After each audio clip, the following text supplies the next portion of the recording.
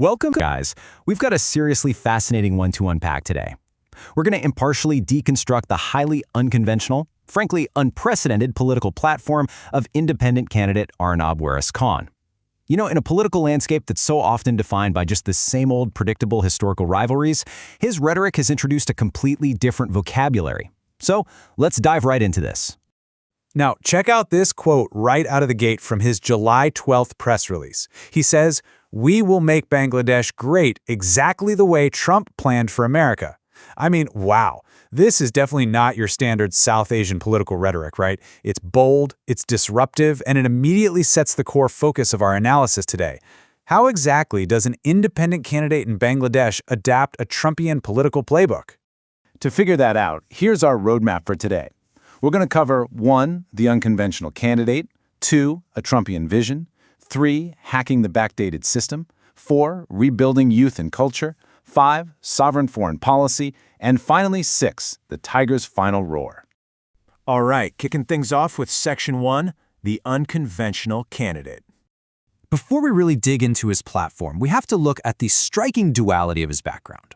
On one hand, Arnab Khan is steeped in this deep, traditional legacy. He's a fourth-generation heir of the Kulkandi Master Bari Khan family and the proud son of a 1971 guerrilla freedom fighter.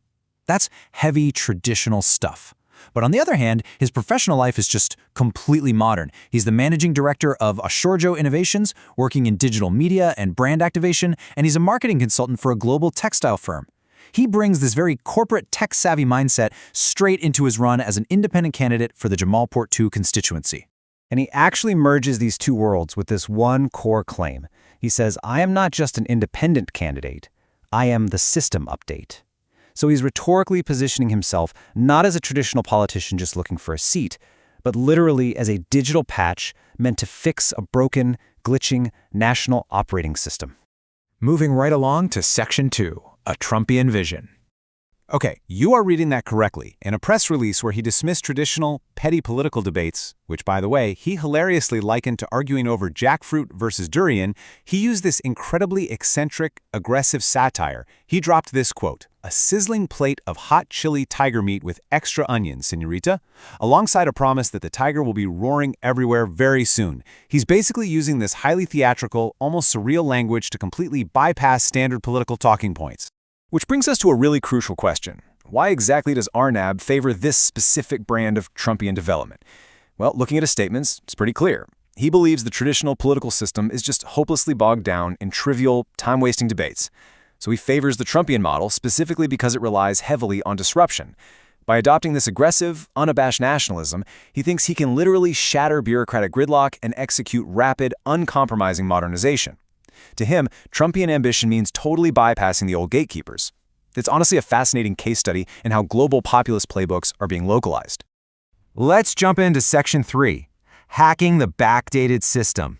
He actually compares the current bureaucratic mindset directly to obsolete tech. He poses this question: why, if the country boasts about being all digital with i9 processors, does the administration still run on a 256 MB RAM mindset?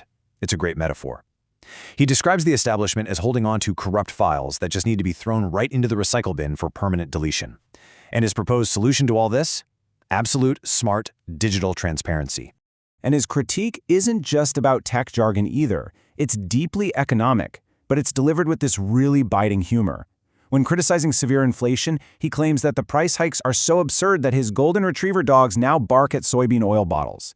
It's a totally unconventional way to highlight serious cost of living issues, but it basically guarantees his soundbites are memorable and highly shareable online.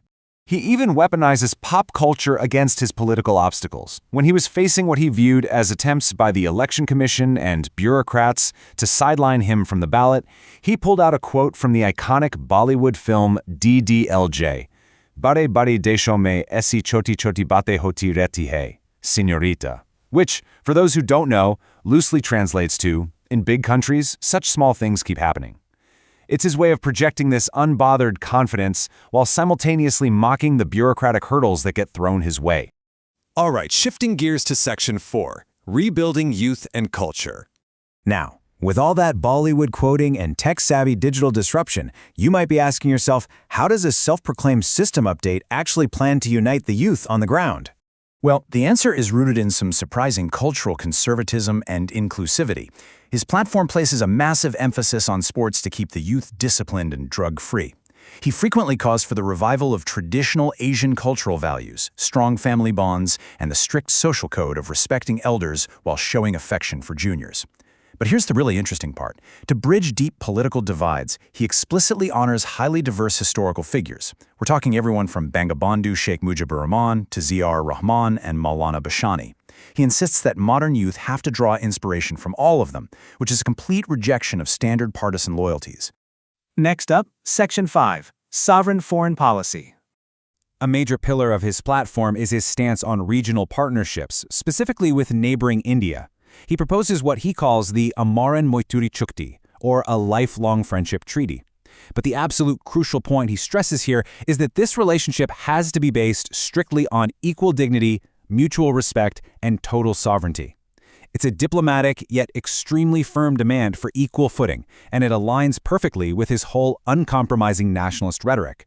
And you can really see his commitment to constitutional processes in his recent statements. In a political climate that is so often marked by vindictiveness, he has publicly called for a politics of tolerance and national unity over revenge. Interestingly, he urged former Prime Minister Sheikh Hasina to return to Bangladesh to face legal processes, making the argument that respect for the law strengthens democratic institutions. And then, in a bizarrely fascinating twist of political messaging, he even pointed out this symbolic historical coincidence on September 28th. That happens to be the shared birthdays of Sheikh Hasina, legendary singer Lata Mangeshkar, and his own uncle. He actually uses this highly specific trivia as a rhetorical device to emphasize unity and shared history. Finally, Section 6, the Tiger's Final Roar. So, throughout this entire campaign, Arnab Khan has fought tenaciously for his chosen electoral symbol, the Bagh, or the tiger. He didn't just take no for an answer from the local commission, he escalated his legal battle all the way to the Supreme Court. Because to him, the tiger isn't just some picture on a ballot paper. It represents his absolute refusal to bow down to traditional bureaucratic hurdles, and it shows his sheer determination to assert both his family's legacy and his own political legitimacy. Joy Bangla, Bangladesh Zindabad, Rajakar Pakistan Murdabad. Honestly, nothing summarizes his chaotic, unifying, and aggressive brand of politics better than this closing slogan. This is incredibly deliberate. Joy Bangla is historically associated with the Awami League, while Bangladesh Zindabad is tied directly to the BNP. By fusing them together and then adding this fierce denunciation of anti-liberation forces, he is intentionally short-circuiting traditional political divisions. He is demanding a unified, fiercely patriotic identity. So, what does this all mean? It leaves us with this final overarching thought. Can a literal system update, fueled by Trumpian ambition, digital rhetoric, and pop culture satire truly reboot a deeply traditional political landscape? Regardless of the ultimate outcome, Arnab Khan's campaign absolutely proves that the language of politics is rapidly evolving. Thanks so much for joining me. Keep questioning the system, and I'll catch you next time. Problem? हाँ, तुम्हें ऐसा क्यों लगता है कि दुनिया का सारा बोझ तुम्हारे कमजोर कंधों पे? तुम हो कौन? Who are you? ईश्वर की प्रार्थना करने का क्या फायदा जब उसकी दी हुई जिंदगी की कदर करना ना चाहते? Excuse me, तुम मेरी जिंदगी के बारे में जानते क्या? ज्यादा कुछ, लेकिन मुझे इतना मालूम कि तुम्हारे पास जो है तुम्हारे हिसाब से कम, लेकिन किसी दूसरे की नजर से देखो तो तुम्हारे पास बहुत कुछ। लेक्चर सुनना पड़ता। ये जो आपकी आंखें हैं, क्या हुआ मेरी आंखों को? मुझे किसी की याद दिलाती। अच्छा, किसकी? तेरी दादी। उनकी भी आंखें बिल्कुल आप ही की तरह, थोड़ी सी पीली, थोड़ी सी नीली, देखिए, थोड़ी सी हाँ। Please leave me alone. Okay, I don't mind. I mean, it's all right with me.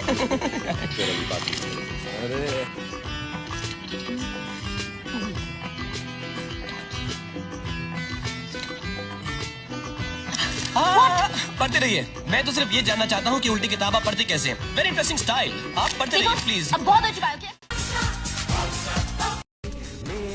मेरे जन्मदिन पे आप सबके लिए तोहफा, एक हैप्पी बर्थडे गाँव।